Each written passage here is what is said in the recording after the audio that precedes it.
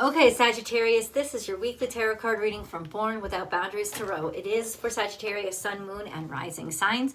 And there's always an extended reading so you can get even more information. And there's an option now because I have my Unbound memberships, which will give you access not only to Sagittarius, but every single extended reading that I make this week, this month. Unlimited access to all the extendeds for the rest of your time as a member, and you get 2 sessions with me where I go live with only the Unbound members and answer any questions, tarot questions, astrology questions that you want to throw at me. You guys also get a bunch of other perks too, so I hope that you join. Now, Sagittarius, I want to know how you feel about these videos, so please be sure to drop a comment down below and timestamp when all of a sudden, bam, something hits you, something snaps, it resonates with you real powerfully, or you just kind of like something that I'm saying. I would love to know. I'm going to start off with the astrology right now, and then we're going to get really quickly, we're going to go into the tarot. Well, no, the oracle cards and then the tarot cards. So, Sagittarius, there is opportunity and prosperity happening in an area of your life where you put it away, you put it aside, you probably put it aside because you thought it was either too difficult or unattainable. We get a lot of bad messaging when we're kids, and that bad messaging is limiting, and it's limiting usually not for our sake but for our parents' sake. So some sense authority figure, could have been a mother, could have been a father, could have been somebody else, could have been teachers, said that no, you can't do this, you're not allowed to do this. And what it did was it cut off a natural aspect of your character that was actually set to flourish and set to prosper. It's something that you are, and it cut it off, it cut it back, and it taught you to doubt it, and it taught you almost like a pessimistic outlook on it, like to always deny it, as if you were like sounding smart because all of a sudden now you agreed with everybody else. But in reality, it was not you.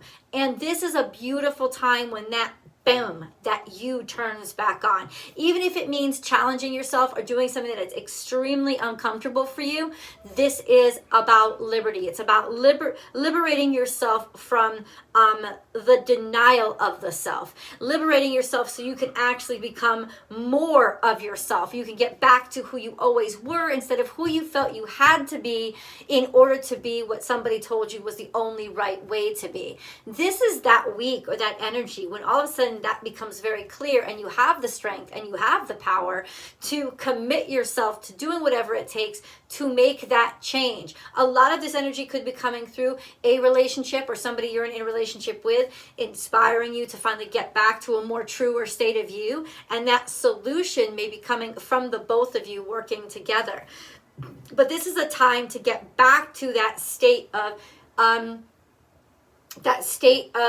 infinite possibilities, not impossibilities, but infinite possibilities, where you can be or do anything you are. And I find this week being a deepening of how you understand yourself, of who you know you are, and what you're capable of, and you actually starting to do something that you really care about again, and you starting to be yourself out loud again, and alter your life to be free of all those chains and ties and restrictions that somebody put on you a long time ago in order to control you and make themselves feel more comfortable around you. Bam! Sagittarius, y'all ready for this? Let's do it. Learn from the past. Dude, motherfucker, please. Like, one of the first cards to come out is learn from the past, but in reverse. Yeah, because you know what? Somebody stamped you out. It was probably mother figure, father figure. It was a hardcore, like pressure. Like, it was kind of like it's like it looked like an elephant coming at you. You couldn't get past this person. They were stubborn. They would not be not listened to. And stubbornness doesn't just come in like people yelling at you or screaming at you or swearing at you. It could just be every fucking thing. Those people, every fucking thing you say to them is like they'll find a way to make it. Oh no, that can't happen. It's like some people are just stubborn in their pessimism. everything, every piece of positivity you try. No, that can't happen. That's not real. Oh, no, that's so silly. I'll tell you why. And they could even make sense, but ultimately it's their limitations. Probably a mother with the elephant card coming up. Probably a fucking mother who kind of like try to like, probably a mother. Probably a mother figure, maternal figure, or coming from that maternal line.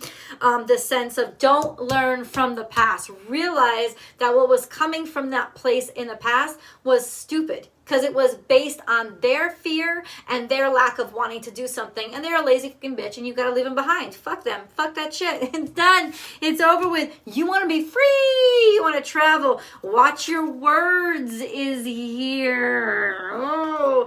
You know, in other words, this is saying you don't even have to confront this person.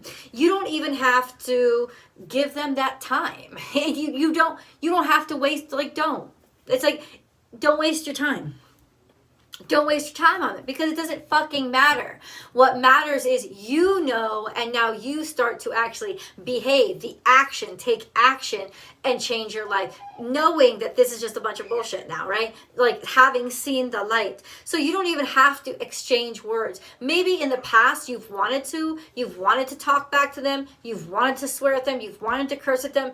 You don't want that now. You're just a sense of like, you don't care enough, really. You realize how lost they are and that they're not going to listen to you anyway because they never fucking have. And that honestly, you don't want to waste any more time on that. So there's just this sense of breaking through, confronting that person, confronting reality by essentially just moving on, right? Just allowing yourself to move through. This is Gemini energy. Watch your words. There's also a sense of you realizing that words from the past are very powerful and that they have shaped your life in ways that maybe you don't like it, but they have. But now you're starting to realize just how powerful words are. And maybe that's why you're starting to watch your words around people a little bit more. You don't want to discourage them. You don't want, and it's hard for a Sagittarius to like think before they speak, but all of a sudden you're starting to realize these person's words like fucked me up. They impacted me and they held me back. And words are powers. Words are a spell that we cast on ourselves and each other. And ultimately it's starting to make you realize, oh, when I speak, I need to speak differently. Not only for my sake, but for the sake of others. But most especially for my sake. Because I don't want to keep hearing it. Like, it's almost like all of a sudden you're going to realize you're hearing your mother come out of your mouth.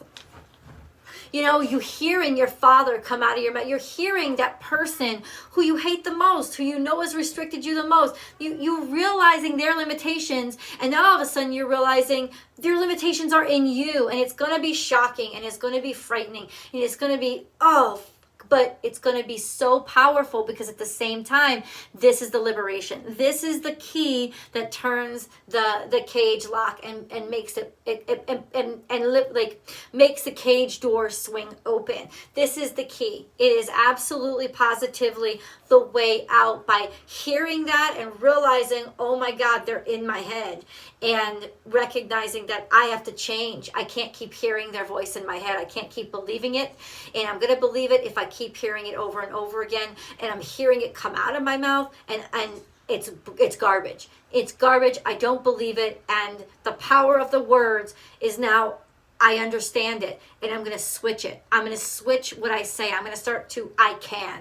I'm going to start with I am. I'm going to start with I do. I'm going to start with I have. I'm going to start with this is, and the possibilities are limitless. And don't succumb to your fear. Don't succumb to your laziness. Don't succumb to any of that stuff that was told to you that was the right way to be, because it made you easier for somebody else to be around. Oh, mic drop, yo. Fuck. Sagittarius. Sagittarius. Sagittarius. Sagittarius. Okay. Bam, act as if. See? Ooh, chameleon energy.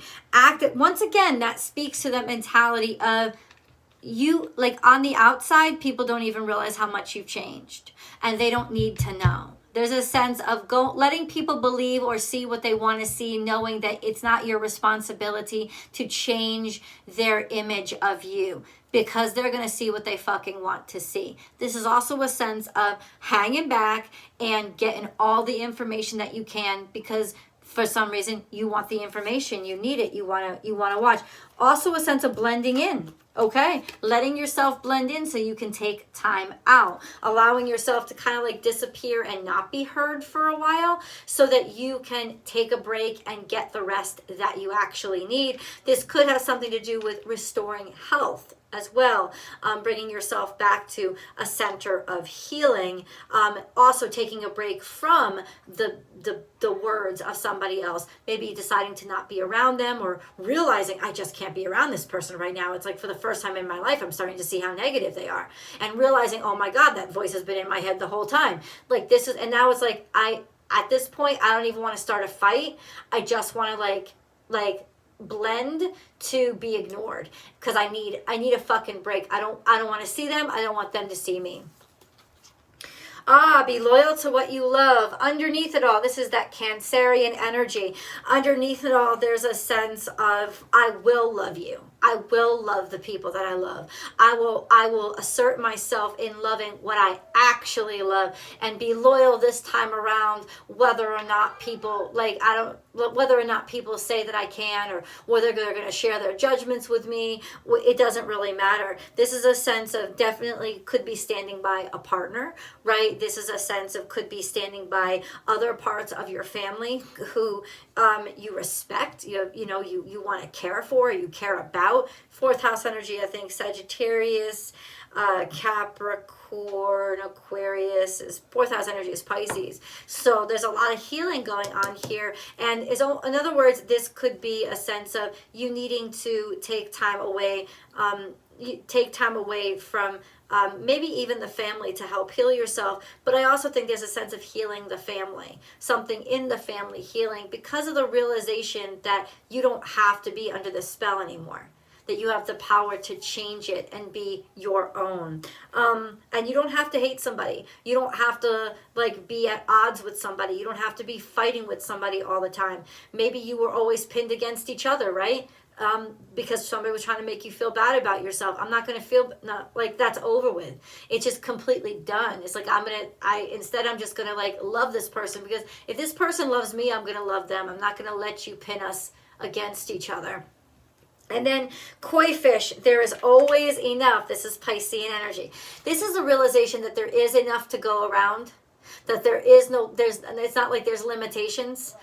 You live in you live in an infinite universe, which may or not may be the case. I'm not really sure what the astrophysics reality of that is, but ultimately that's not to be worried about. This is the psyche. Right, this is the Neptune is healing energy as well.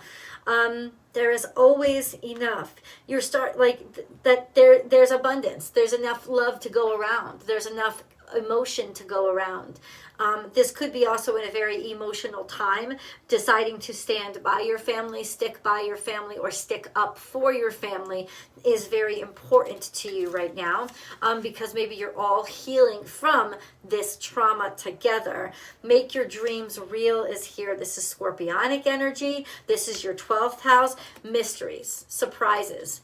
Also the nebulous of Neptune, Pisces energy, this sense of the black area and the dark area isn't going to scare me anymore, because that's the area of infinite possibility that hasn't been defined by the light. It's not evil, it's just limitless. There is no boundaries in the dark zones, and the dark zone is the 12th house. It's like where everything where everything is possible, where everything could come from, because it's just basically the will of the imagination. But it's also a sense of, through imagination, we can come up with things that people told us were impossible, because the 12th house is the house of the impossible, right? It's the house of infinite possibilities, right? So all of a sudden you're starting to realize, I have that in me. I can manifest this. I'm making this possible. I'm making this real. You're figuring something out that somebody told you was impossible because they were afraid of the dark, and now you're not. Spirit has your back, and that means you're going to get a lot of intervention from the divine. It's also, this could also be the government has your back, right? Some sort of governmental or like 3D real world kind of like a governing body could also be making decisions that help you out. A sense of you're being supported. You're also being guided. So please pay particular interest to these animal totems when eagle shows up, when hawk shows up.